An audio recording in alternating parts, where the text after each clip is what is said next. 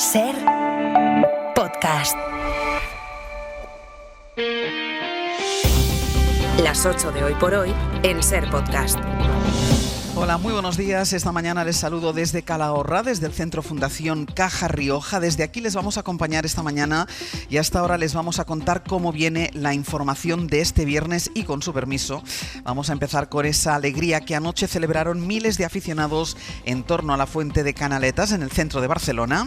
La liga de la fiabilidad de Koundé, la liga de la consagración de Cubarsí, la liga del liderazgo de Íñigo, de la moto de Valde, de secundarios como Érico Gerard, en la liga en la que conocimos a Omar.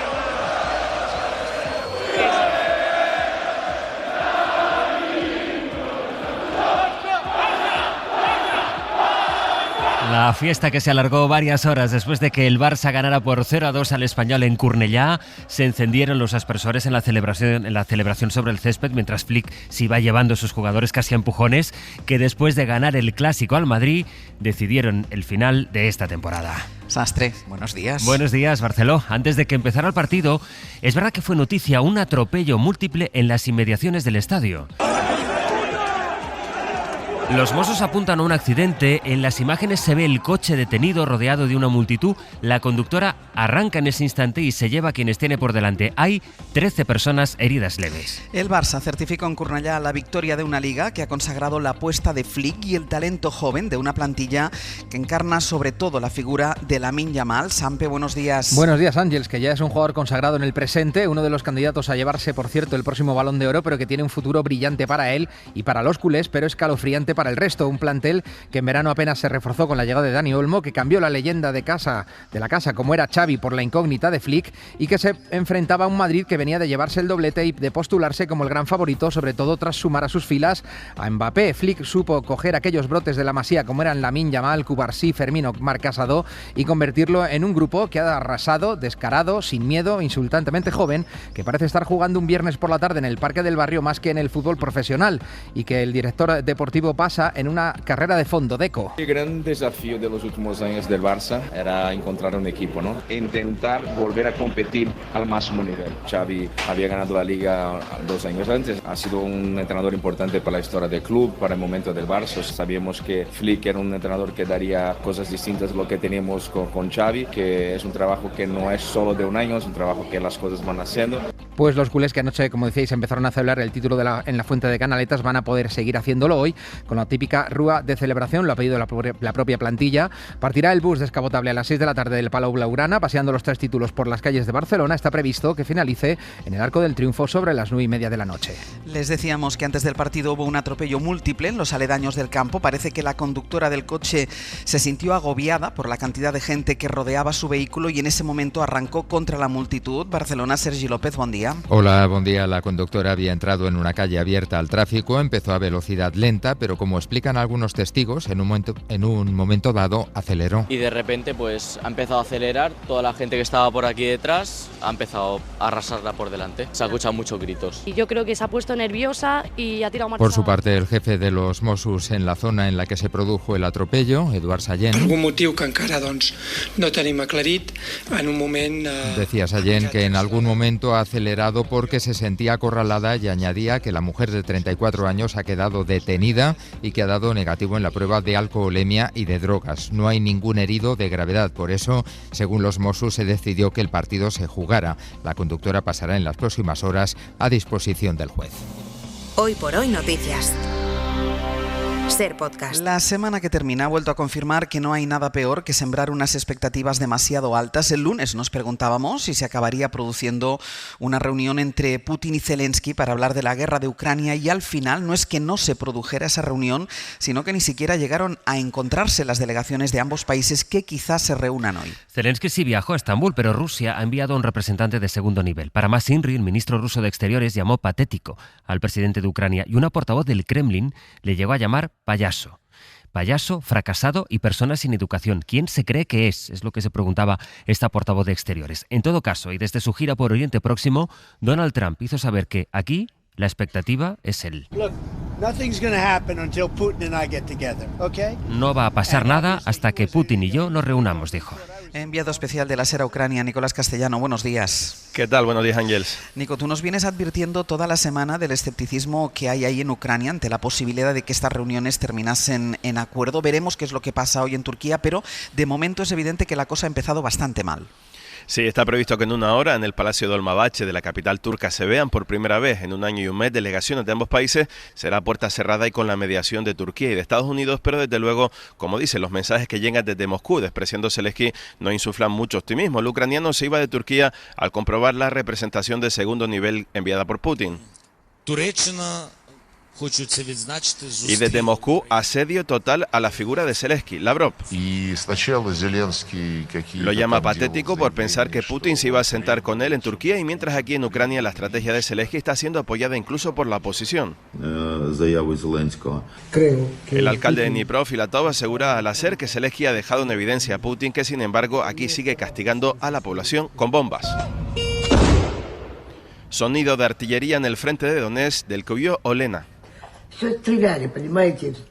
64 años, salió de Kostianivka, evacuada por el ejército, está en un refugio temporal. Nos dice que ahogaría a Putin con sus propias manos. Medio país está ahora mismo, Ángels, en alerta para posibles ataques, y las baterías antiaéreas están teniendo que emplearse contra misiles que están siendo lanzados ahora mismo desde Crimea.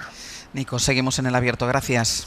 Hasta luego. La invasión de Rusia a Ucrania, la llegada de Trump a la Casa Blanca, han vuelto a poner sobre la mesa la inversión pública en defensa. El secretario general de la OTAN, Mark Rutte, apremia a los socios de la alianza a que aumenten el gasto militar más allá del 2%. Most allies are now set to reach the initial aim of spending 2% of GDP. No da una cifra, no da una fecha, pero sí dice que el 2% es insuficiente, Rutte. Y poco después, el secretario de Estado de los Estados Unidos, de hecho esta madrugada, Marco Rubio, ha asegurado en la Fox que para cuando se celebre la próxima cumbre de la OTAN, y esto es el mes que viene, los socios de la OTAN ya habrán acordado llegar al 5% a lo largo de la próxima década. Saben que en la guerra para Ucrania son claves los satélites que tiene Elon Musk. Kiev teme que el magnate, amigo de Donald Trump, acabe retirando ese apoyo como un mecanismo de presión para forzar a Zelensky a que acepte las condiciones que pone Putin. En ese escenario les podemos adelantar esta mañana que la empresa española Hispasat estudia dar cobertura al ejército ucraniano con uno de sus satélites para evitar que sus tropas se queden a oscuras si Musk les retira el acceso al sistema Starlink, que es una información de Javier Bañuelos. Buenos días. ¿Qué tal? Buenos días. Sí, sin Starlink, las Fuerzas Armadas ucranianas estarían incomunicadas en el campo de batalla, mudas, aisladas, incapaces de utilizar su tecnología 5G para repeler los ataques del ejército ruso. Su dependencia es absoluta y eso Elon Musk lo sabe. Por eso la Comisión Europea ha pedido a empresas españolas como Hispasat que ayuden a Ucrania ante un posible apagón. Su consejero delegado, Miguel Ángel Panduro, avanza a la SER que van a dar ese paso. Ucrania necesita capacidades que estén hoy volando. Estamos planteando mover algunas capacidades que tenemos en órbita sobre su territorio, de forma que le puedan ayudar en caso de que en el futuro Starlink tenga dificultades. Porque las está teniendo. Los ataques rusos están haciendo mella en los satélites de Elon Musk. Starlink está sufriendo interferencias intencionadas del otro bando para atacar. Europa, de hecho, trabaja ya para desbancar a Starlink con un proyecto de más de 10.000 millones de presupuesto que no estará listo hasta 2030. En Gaza, la masacre de Israel contra los palestinos ha continuado esta madrugada. Solo esta noche las autoridades locales han denunciado la muerte de una veintena de personas en toda la franja. Van más de 140 en las últimas 24 horas. Y todo eso en el día de la Nakba, cuando los palestinos rememoran la expulsión de miles de ellos de sus hogares. Pablo Morán, buenos días. Hola Ángels, buenos días. Es evidente que Netanyahu ha aumentado la intensidad de los ataques, coincidiendo con la gira de Trump por Oriente Próximo, gira en la que Trump lo ha ignorado. Sí, se ha limitado a evocar el sueño que tiene para Gaza. Convertirla en un territorio de libertad, en referencia a su plan para tomar el control de la franja y montar allí un resort. No hubo referencias directas de Trump a las matanzas de las últimas horas, que, como dices, han continuado esta madrugada. Con esta ofensiva que Israel inició el miércoles, se superan de largo los 53.000 palestinos asesinados desde el inicio del asedio hace más de año y medio, una cifra mayor si sumamos los desaparecidos. Israel, al que Trump ha dejado al margen del rediseño de sus relaciones en la región, ignora con estos ataques las presiones de la Casa Blanca. Ayer mismo intervino el secretario de Estado, Marco Rubio, con llamada a Netanyahu, que desprecia las negociaciones que se han retomado justo esta semana también en Doha y con la intervención de la propia administración Trump. Egipto y Qatar, los mediadores, han condenado las últimas matanzas, pero pocos más lo han hecho. Más que conmoción, el resto del mundo está encajando estas matanzas con indiferencia. Hasta luego, Pablo. Hasta luego. Hoy por hoy noticias. Ser Podcast. Publica esta mañana el diario.es que la Fiscalía de Valencia ve delito en la filtración de la conversación que tuvieron el día de la Dana una técnica de la EMET, de la Agencia de Meteorología, y una técnica de emergencias de la Generalitat. Quizá recuerden ese pasaje, el propio Carlos Mazón, otros miembros de su gobierno compartieron en redes sociales un fragmento de la conversación. Compartieron solo una parte en la que se daba a entender que la Agencia de Meteorología estaba relativizando la alerta. A ver, ya en principio no vamos a marearos con más avisos. Compartieron solo esta parte, donde se oía a la trabajadora de la EMET decir no os vamos a marear con más avisos, pero solo era un fragmento. Luego pudimos escuchar la conversación completa, la publicamos, por ejemplo, aquí en la SER, también en otros medios, y en la conversación íntegra, sin sesgarla, se escuchaba a la meteoróloga predecir que a las 3 de la tarde iba a empezar lo peor y decir que la alerta la iban a mantener, la alerta roja. La EMET denunció esa filtración que luego se compartió de forma sesgada y ahora, según el diario.es, la Fiscalía ve delito y lo va a denunciar ante el juzgado.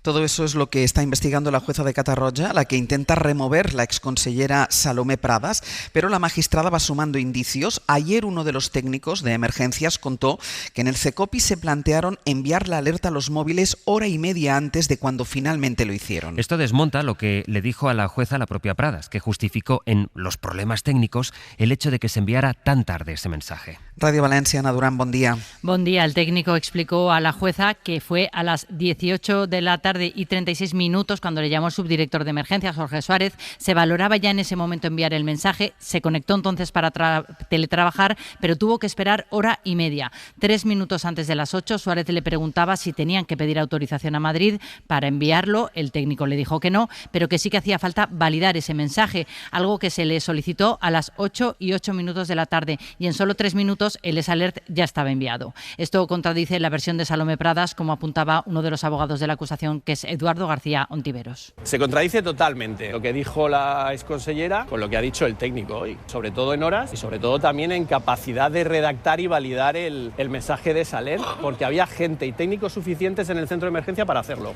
El técnico que declaraba como testigo y está obligado a decir verdad. Y la semana de los WhatsApps privados de Sánchez y Ábalos, que ha publicado El Mundo, va a terminar con una nueva polémica, en esta ocasión por la conferencia de presidentes autonómicos que el Gobierno ha convocado para el mes que viene en Barcelona y en la que ha dejado la financiación fuera del orden del día. Y eso ha enfadado a muchos de los territorios. Ana Fernández Vila, buenos días. ¿Qué tal? Buenos días. Sí, el Gobierno quiere que la conferencia de presidentes se centre en el problema de la vivienda y en la formación profesional y universitaria, pero las comunidades ya amenazan una vez más con forzar nuevos temas. Andalucía, Extremadura, Aragón o Castilla-La Mancha reclaman que se hable de financiación, y más teniendo en cuenta que la cita será en Barcelona, donde la Generalitat sigue estudiando cómo desarrollar la financiación singular que pactó con Esquerra para Cataluña. Además, los mandatarios del PP acusan al Gobierno de convocar esta cita solo para desviar la atención de los mensajes entre Sánchez y Ábalos. Hace falta un cortafuego y la gran cortina de humo no es otra que una conferencia de presidente express sin ningún contenido. Un intento fallido de desviar la atención, de que no se falara lo que todo el mundo estaba falando. Esto decían Moreno Bonilla y Rueda. El Gobierno ha convocado a las autonomías el 28 de mayo para cerrar el orden definitivo. Hoy por hoy noticias. Ser Podcast.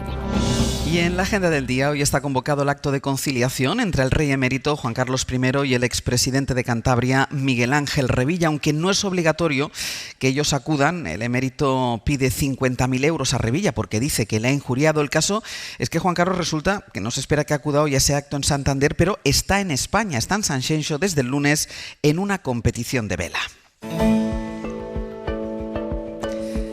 Y ahora la opinión de la directora del País, la opinión de Pepa Bueno. Pepa, buenos días. Buenos días, Ángels. Buenos días a todos. Se preguntaba el periodista Martín Caparrós en El País este miércoles sobre Pepe Mujica. ¿Por qué lo respetábamos? ¿Qué tenía ese señor lleno de arrugas, el bigotito gris, los pelos y la barba mal cortados? ¿Por qué en un mundo que desprecia a los políticos tantos lo apreciaban? Y se respondía Martín también en forma de pregunta. Quizá porque hablaba un idioma que parecía nuestro idioma. Yo pude entrevistarlo en el año 2015 aquí en la SER, en una edición de Hoy por Hoy desde Córdoba, y hablaba efectivamente un idioma en el que se entendía todo. No hay lenguaje mejor que la verdad, me dijo. Los políticos cometemos errores, claro, pero la gente es mejor de lo que creemos y eso lo perdona. Lo que no perdona es que le engañen. Sencillo, ¿verdad? Más reflexiones sencillas. El pobre africano, decía Mujica, no es un pobre de África, es un pobre de Madrid o de París, porque si no tiene para comer, vendrá. Eso no hay quien lo pare por muchas vallas que se pongan. Su conclusión, la de Mujica, era que necesitamos empezar a reflexionar en la supervivencia de la especie en su conjunto, en todo el mundo, más allá de las fronteras, más allá del mercado. Era el año 2015 y aquí seguimos, sin aprender. Y en 10 minutos el abierto hoy desde Calahorra. Y con Javier Aroca, Mariola Urrea y Carlos Sánchez. Para no perderte ningún episodio, síguenos en la aplicación o la web de la SER, Podium Podcast o tu plataforma de audio favorita.